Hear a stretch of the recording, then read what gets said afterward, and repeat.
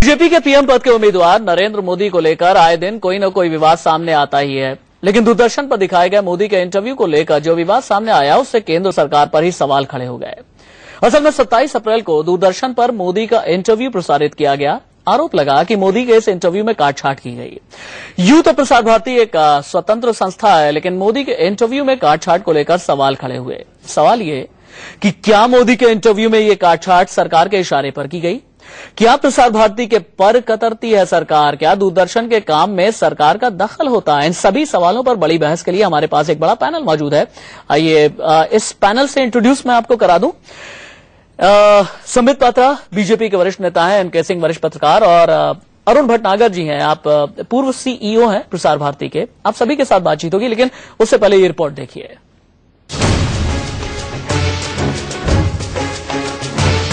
प्रसार भारती कहने को तो ये एक स्वतंत्र संस्था है, लेकिन ये संस्था कितनी आजादी से काम करती है, इस पर उस वक्त बड़ा सवाल खड़ा हुआ जब दूरदर्शन पर दिखाए गए बीजेपी के पीएम पद के उम्मीदवार नरेंद्र मोदी के इंटरव्यू में काट छाट की बात सामने आई।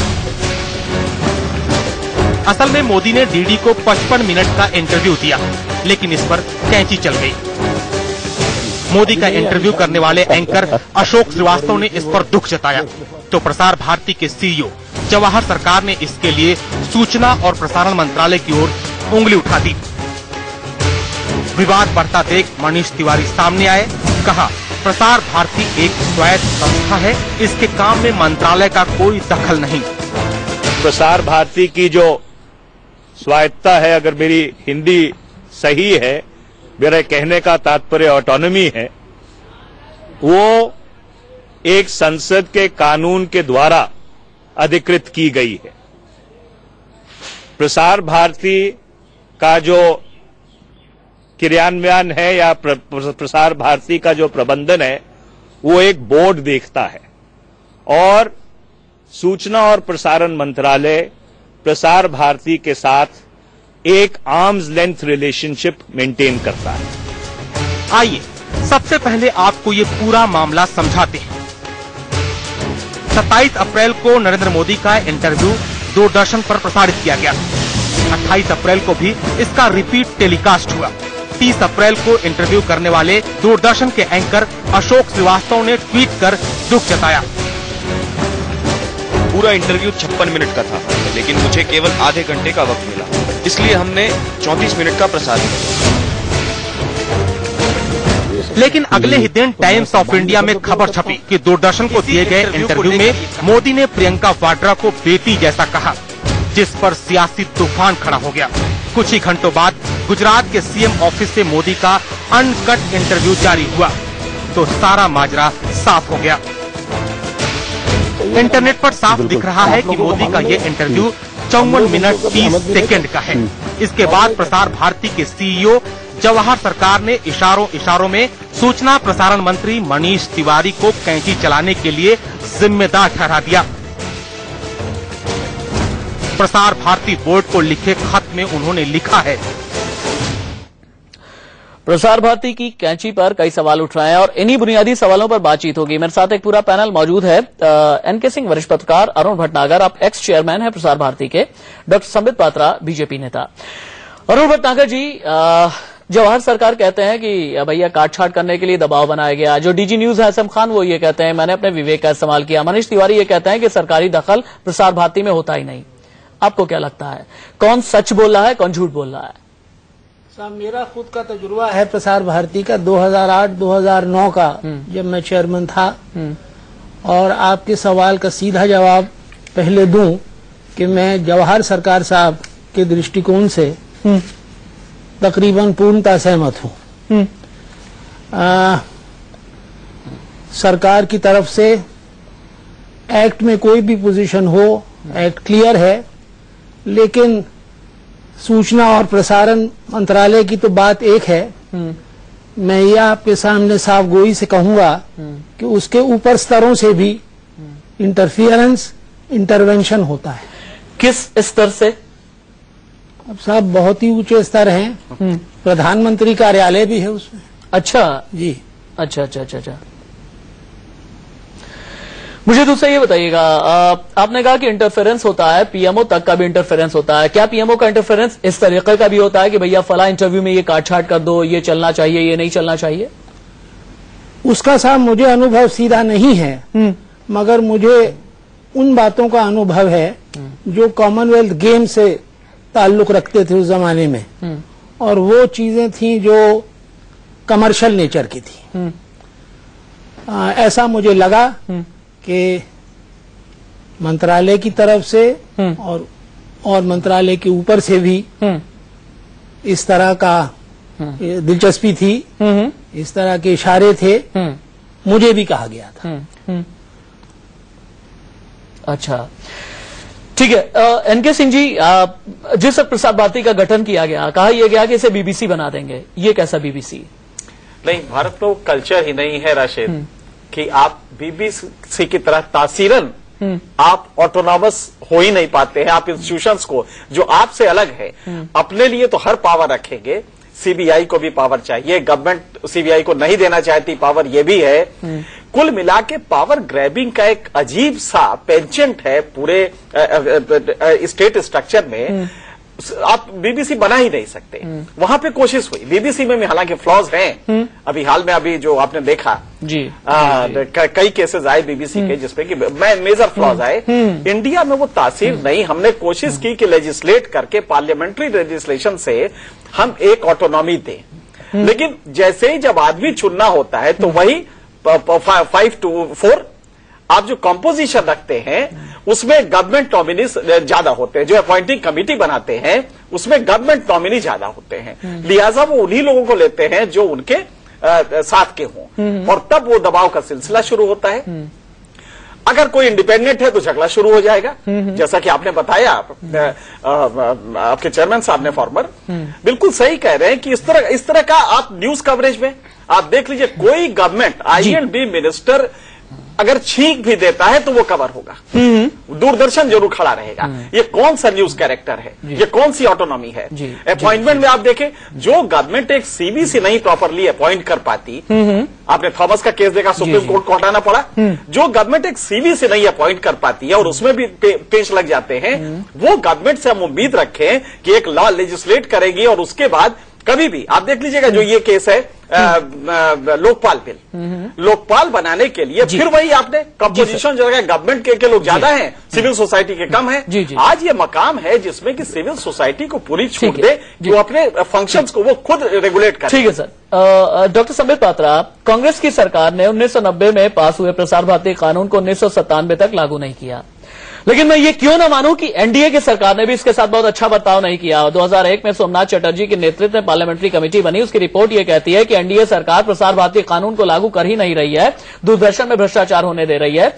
और मेरे पास उस वक्त सूचना प्रसारण मंत्री प्रमोद महाजन का एक बयान है, वो ये कहते हैं, हम प्रसार भारती जैसी संस्था में यकीन नहीं करते, मैं चाहता हूं कि दूरदर्शन सरकार के ही अधीन रहे।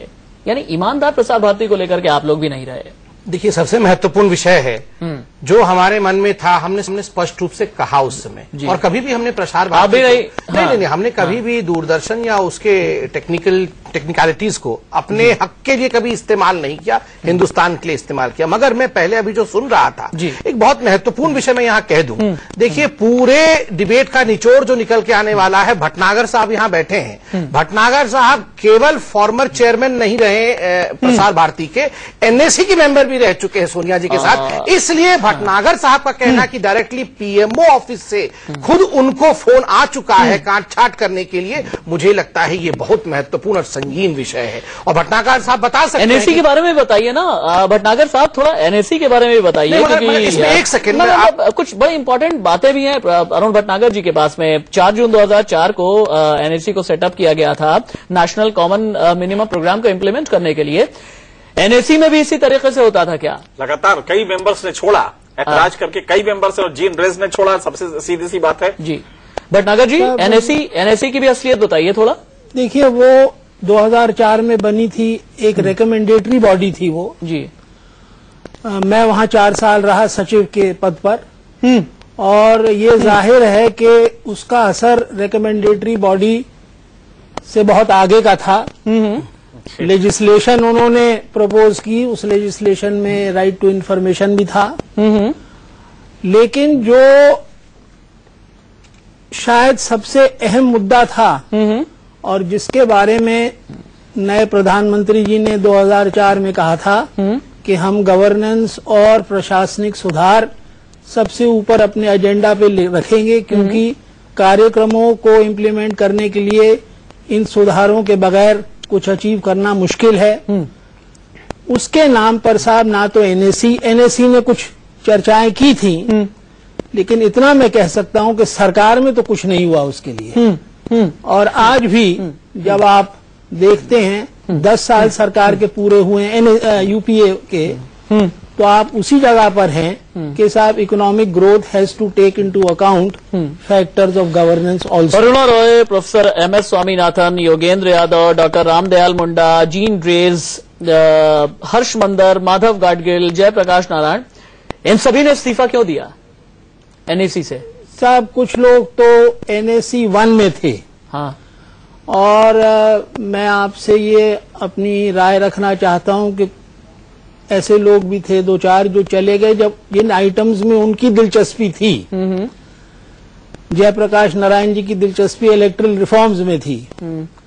जॉन ड्रे साहब की दिलचस्पी रूरल एम्प्लॉयमेंट गारंटी स्कीम में थी। वैसे पॉवर्टी रिलेटेड मिड में उन्होंने छोड़ा है साहब, वो एक साल रहे, उनका 1 साल का ही टर्म होता था, वो बढ़ाया जाता था। तो अरुणा रॉय जी, अब मैं ये तो मुझे याद एनएसी में असल घालमेल कौन करता था जी? एनएसी में या एनएसी के इम्प्लीमेंटेशन में असल घालमेल कौन करता था? घालमेल से मेरा मतलब है कि असल प्रेशर कौन डालता था? देखिए, वो एक तरह से वो उसकी रिकमेंडेशंस संयुक्त तरीके से जॉइंटली डिस्कस होके होती थी। 2 बरस 2004 से 2006 तक सोनिया जी चेयरपर्सन थी। चेयरपर्सन साहिबा रही। कितनी लोकतांत्रिक थी? कितनी ट्रांसपेरेंट थी? नहीं, ट्रांसपेरेंट थी और बड़ा फ्री और फ्रैंक डिस्कशन होता था। अच्छा। लेकिन वो 2 बरस ही रही। हाँ। उसके बाद वो काउंसिल 2008 तक चली, मैं वहां रहा। मगर हमारा काम अधिकतर रिव्यूज और प्रेजेंटेशंस और खतो किताबत का था। जो मेन काम था एनएसी 1 का, वो 2006 तक हो चुका था। ठीक है। उस फोर्स से हम आगे उसको नहीं चला पाए। ठीक है। एनके सिंह जी के पास भी चलेंगे, लेकिन राजीव त्यागी कांग्रेस के नेता हमारे साथ में जुड़ चुके हैं। मुझे एक ब्रेक भी लेना है। राजीव त्यागी, आप यहाँ पर सुन रहे हैं कि कांग्रेस सरकारों की बड़ी दखलंदाजी क्यों होती है? जितनी भी स्वायत्त संस्थाएं होती हैं, जितनी भी ऑटोनॉमस बॉडी होती है, उनमें कांग्रेस की सरकारों का इतना दखल क्यों होता है? मैंने राशीद जी आपको भी सुना, जिसमें आप ये कह रहे हैं कि प्रमोद महाजन जी ने कहा था कि दूरदर्शन सरकार के पास ही रहना चाहिए। लेकिन प्रसार भारती बनने के बाद निश्चित रूप से सरकार की दखलंदाजी उसमें कम हुई है, इसमें कहीं कोई दो राय नहीं है। और जिस तरह से सर इंटरव्यू में काट-छाट राजीव भाई आप लोग करवा देते हैं और कहते हैं कि दखलंदाजी कम हो गई। नहीं, देखिए आपका ये व्यू हो सकता है, लेकिन मेरी जो जानकारी है आईएनबी मिनिस्टर भी इसमें कहते हैं। ये मेरा व्यू नहीं है, जवाहर सरकार ने बोला। नहीं, मैं आपको बता रहा हूँ, उसका जवाब भी देता हूँ। आईएनबी मिनिस्टर इसमें कह चुके हैं कि हमने कोई दखलंदाजी नहीं की है, ना ही इसमें काट-छाट के लिए कोई दिशा निर्देश जारी हुए हैं। लेकिन ये है एनके सिंह साहब की निश्चित रूप से भारतीय जनता पार्टी और उसके जो चुके हैं हमने कोई दखलंदाजी नहीं की है, ना ही इसमें काट-छाट के लिए कोई दिशा निर्देश जारी हुए हैं।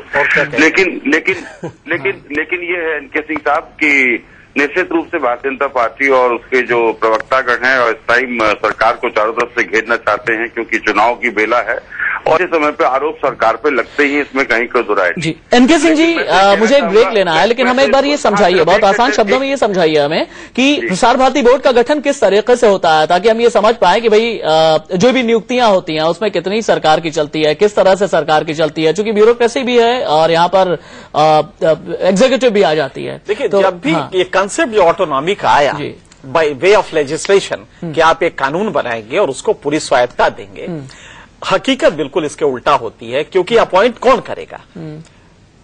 कोई बाहर का आदमी तो करेगा नहीं।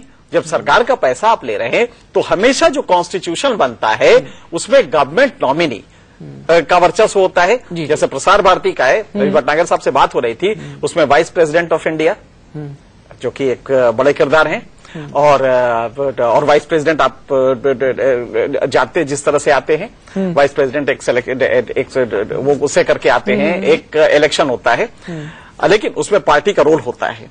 उसके बाद minister of INB, information and broadcasting, वो मेंबर होते हैं, और एक प्रेस काउंसिल ऑफ इंडिया के चेयरमैन होते हैं। अच्छा, अभी भटनागर साहब यही बता रहे थे। अब इन 3 मेंबर में 3 के तीनों, प्रेस काउंसिल ऑफ इंडिया का चेयरमैन कैसे चुना जाता है, वाइस प्रेसिडेंट, लोकसभा स्पीकर और एक नॉमिनी प्रेस काउंसिल का, वो भी चूंकि नॉमिनेट आप करते हैं, गवर्नमेंट करती है, तो वो भी आप जिसको पिकअप करेंगे वो ले लेगा, उसको भी आप पिक करते हैं, वाइस प्रेसिडेंट और स्पीकर।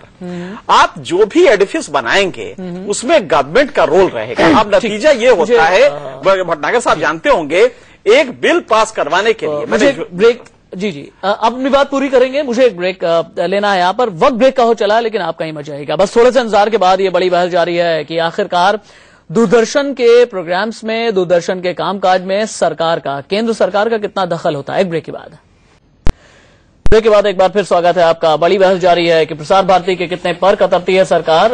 बीजेपी नेता संबित पात्रा के पास मैं जाऊंगा। संबित पात्रा जी, भारत सरकार के पास में पिछले कई सालों में कोई संचार नीति नहीं है।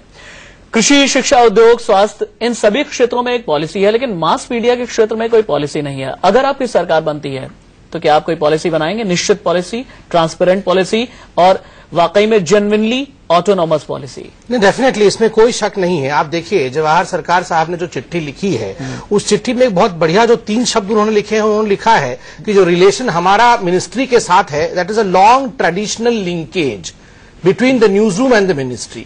और मुझे लगता है जो न्यूज रूम होता है उससे पायस और उससे पवित्र स्थान कोई नहीं होता है। जिस प्रकार एक जज की कुर्सी होती है, ठीक उसी प्रकार से वो होता है जहां एक एंकर बैठा होता है, जहां एडिटोरियल बॉडी बैठी होती है, क्योंकि ना तो वहां कोई रिश्तेदारी होती है और ना कोई किसी का सगा होता है। वहां कोई सगा होता है तो सत्य के साथ होता है, और उसका कोई लिंकेज किसी के साथ नहीं होना चाहिए। मगर जब खुद सीईओ लिख रहे हैं एक लॉन्ग ट्रेडिशनल लिंकेज है, जस्ट बिकॉज हम वहां से पैसा लेते हैं, ऑटोनॉमी तो दिया है नाम मात्र का, और पैसा लेते हैं। और मैं याद दिलाऊं, जो पार्लियामेंट्री स्टैंडिंग कमेटी बनी थी इसको देखने के लिए, 2013 में ही उन्होंने रिपोर्ट भी दिया था, तो वो खुश नहीं थी, नाखुश थी, और एक बड़ा अच्छे शब्द का प्रयोग किया था, एक सेंटेंस का, कि he who plays the Piper calls the tune, कि जो यहां पाइपर है क्योंकि पैसा दे रहा है, वही ट्यून भी सेट करेगा। इस प्रकार के मेंटालिटी के साथ जो प्रसार भारती, अरुण भटनागर जी, ट्यून कितने लोगों ने सेट की, कुछ नाम बताइए ना। नहीं, मैं समझा नहीं। सरकार में बैठे हुए कितने लोग दूरदर्शन में दखल दिया करते हैं, और ऐसे कुछ बड़े नाम बताइए अगर आपके पास हो तो। प्रधानमंत्री तो बोला था खुद, पीएमओ ऑफिस से आपने बताया। एक तो साहब, मेरा जो पीरियड था वो अब 4-5-6 साल पुराना हो चुका है, लेकिन उसमें वरिष्ठ अधिकारी भी हैं, उसमें मंत्रीगण भी हैं। मंत्री कौन साहब? अब मौजूदा मंत्री साहब के पहले 2 मंत्री थे। कौन कौन? श्रीमती अंबिका जी थी, सोनी जी, और उनके पहले साहब आनंद शर्मा साहब थे। और आनंद शर्मा साहब, ये दोनों लोग भी दखल देते थे, खास तौर से आनंद शर्मा जी। अंबिका सोनी जी को उनसे बहुत कम समझूंगा मैं। किस किस का इंटरव्यू कटवाया इन्होंने? नहीं साहब, इंटरव्यूज को कटवाने का नहीं था, वो ये था कि जो हमारे जमाने प्ले अप किया जाएगा, कौन सा दबा वो साहब ज्यादातर, देखिए मैं अपने बारे में आपको बताता हूं कि मुझे वो चेयरमैन की पोस्ट छोड़ने के लिए मैं मजबूर हुआ। मजबूर क्यों हुआ? कि वो बोर्ड हम नहीं चला सके। बोर्ड का काम है overall control of Prasar Bharati. ठीक है, सीईओ के पास चार्ज होता है एग्जीक्यूटिव, काम ही नहीं होता। और राशि देखिए, यही आनंद शर्मा जो है नरेंद्र मोदी को पाठ पढ़ा रहे हैं। बिल्कुल भी वक्त नहीं है। आप सभी मेहमानों का बहुत शुक्रिया, लेकिन एक चीज कहनी पड़ेगी कि अगर प्रसार भारती सत्तारूढ़ दल के हितों का साधन बन जाए तो उस पर आम जनता का विश्वास उठने में देरी नहीं लगेगी, और मैं सफेद हाथी बन करके एक संस्था रह जाएगी। चलिए, राजीव त्यागी जी, आपका ही बहुत बहुत शुक्रिया। तमाम खास मेहमान स्टूडियो में जो हमारे साथ मौजूद थे उनका ही बहुत बहुत शुक्रिया। एक ब्रेक, कहीं